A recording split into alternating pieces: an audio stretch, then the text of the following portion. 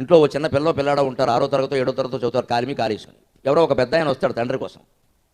వెంటనే ఈ పిల్లాడు లేచి నిలబడాలి, నమస్కారం అండి, ఎవరు కావాలని అడగాలి, 2 చేతులు జోడించి అడగాలి. అంతేగాని టీవీ రిమోట్ ఫోన్ ఒకటి చేతిలో పట్టుకుని వాట్ యు వాంట్ అని అనడం కాదు. ఇక్కడ mummy somebody came for you ఎదవ మాట ఇది. ఇక్కడ సంబడి వాడు ఒక అడేబరం, వాడు మనిషి కాదు. ఇక్కడి నుంచి ఈ పిల్ల లేవదు, పిల్లాడు లేవడు.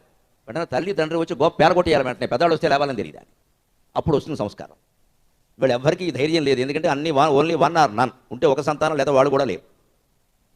అందుకని బాగా వాళ్ళకి కుక్కకి బిస్కెట్లు పెట్టినట్టు పెట్టి బాగా గారాబం చేస్తున్నారు విపరీతంగా.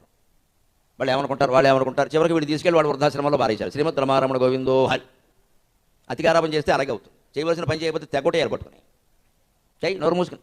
పని మనిషి మానేసింది, ఇంట్లో ముందు ఆడపిల్లని మగపిల్లని కాన్వెంట్ మానేసి అంటు తవ్వమనండి, సంస్కారం వస్తుంది బాగా. మనకు అది ఒప్పదు. ఈ తల్లి కూర్చొని ఓ పాముతూ తొమ్ముతూ ఉంటుంది ఇక్కడ పాపం. ఈ జీవితాంతం చావడం వీడు. తల్లికి సాయం చేయరు, పోయి అక్కడికి వెళ్ళి ఏ for apple B for bat అని ఎడుతుంటారు అక్కడ. దీనికి మళ్ళీ 2.5 లక్షలు. ఇవాళ పత్రికలో చదివి ముచ్చిపోయారు. మా పిల్లలు ఎప్పటికే 34 ఏళ్ళు పెద్దవాళ్ళు అయ్యారు, నాకు గొడవలు ఎదురు అనుకున్నాను. మనవల సంగతి మా అబ్బాయి చూసుకుంటాను, నాకెందుకు. 2.5 లక్షలటండి ఇవాళ పత్రికలో చదివాను. 1వ తరగతి ఫీజు అమ్మా 2.5 lakhs హైదరాబాద్లోనే. ఎంత అదృష్టవంతులమో. పైగా ఈ 2.5 ఏమిటి, కేవలం ట్యూషన్ ఫీజు, మళ్ళీ బెల్టో అదంతా వేరే, నిక్కరో అదో కలిపి ఇంకో 1.5 లక్షలు వేసుకో. 1వ తరగతి ఇంత చేస్తే 1వ తరగతి వాడు ఏడేదంటే A for apple, B for bat, C for cat, T for dog. 4 దిక్కుమాలిన వస్తువులే, సంస్కారం పాడైపోయే వస్తువు. యాపిల్ ఏదో కోసుకు తినే పండు, మనుషులు కోసుకు తింటాడు వీడు. ఒలుచుకు తినే పండు వేరు, ఒలుచుకు తినే పండు తింటే సంస్కారం వేరు, కోసుకు తినే పండు తింటే సంస్కారం వేరండి.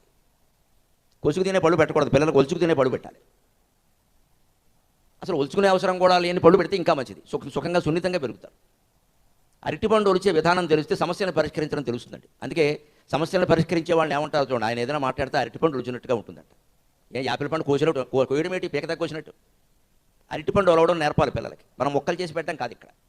ఎందుకు పనికిరాని వాళ్ళు అవుతారు నువ్వు మొక్కలు చేసి పెడితే. అక్కడ అరటిపండు ఇలాగ పట్టుకుని జాగ్రత్తగా ఒలుచుకుంటూ అందులోంచి తింటూ చివరిగా తొక్క తీసి పక్కన పెట్టాలి. ఎక్కడ చేతికి ఏం అంటుకుందుకు వీళ్ళు జిగురు కూడా అంటారు. ఇదే సంస్కారం. అప్పుడు ప్రతి సమస్యనే అరటిపండు ఒలిచినంత తేలిగ్గా పరిష్కరిస్తారు. పైగా అరటిపండుకి డాక్టర్లు ఏం చెప్తారంటే కంప్లీట్ ఫ్రూట్ అని చెప్పాడు నాకు డాక్టర్. మంచి మాట అయ్యాను, నాకు బాగా ఇష్టం, నేను తింటూ ఉంటాను. అందుకని మరి మనకి ఇష్టమైన మాట చెప్తే సంతోషం కదా. మనకి రాత్రి అరటిపండే నైవేద్యం 2010 నుంచి అంతే. ఏముండదు, భోజనం ఉండదు, టిఫిన్ ఉండదు, అరటిపండే 4 అరటిపండు తింటే అయిపోయాయి. అందుకే నేను ఒకసారి డాక్టర్గా అడిగిన, అస్తమాన అరటిపండు ఏమవుతుంది సార్, కంప్లీట్ ఫ్రూట్ అది తినడాలి, పరిపూర్ణ ఫలం అన్నాడు. అందులో అన్నీ ఉంటాయి. అదే మనకి చిన్న చిన్న వాటిలోనే సంస్కారాలు వస్తాయండి. పండు అలవడం చేతకాని వాడు రేపు పొద్దున్న సంసారంలో సమస్యలు పరిష్కరించుకుంటాడు.